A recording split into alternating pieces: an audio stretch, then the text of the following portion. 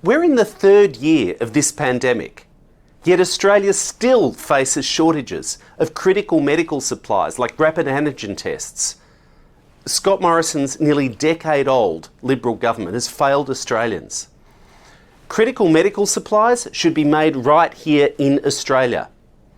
A Labor government will give first priority to purchasing medical supplies that are made in Australia, and will instruct our $15 billion National Reconstruction Fund to make medical technology a priority for manufacturing, working with the private sector.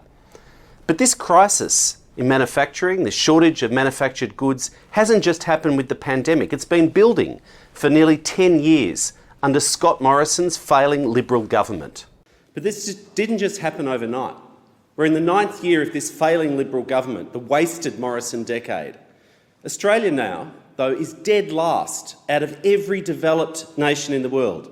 Every OECD nation, we're dead last now in manufacturing self-sufficiency. We only make about 68% of the stuff that we need for our own economy. In terms of total economic output, so the whole of the Australian economy, manufacturing is now only about 6%. Yet in the 1970s it was about 30%. Now I know we've grown other industries, sure, but manufacturing is not just like any other industry. It's the most innovation-intensive sector. It's critical to our national security and prosperity.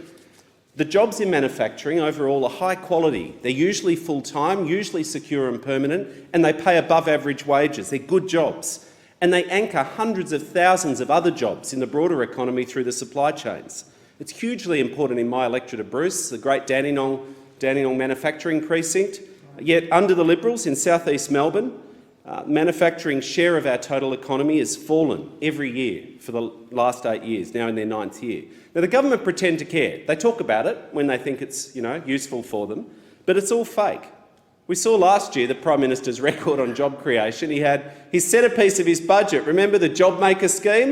It was going to make 450,000 jobs, he told us. He ran around the country announcing the 450,000 jobs. And what happened? Well, when the cameras were gone, they scrapped the scheme and it created barely 1% of what they promised. Their job creation record is a fraud.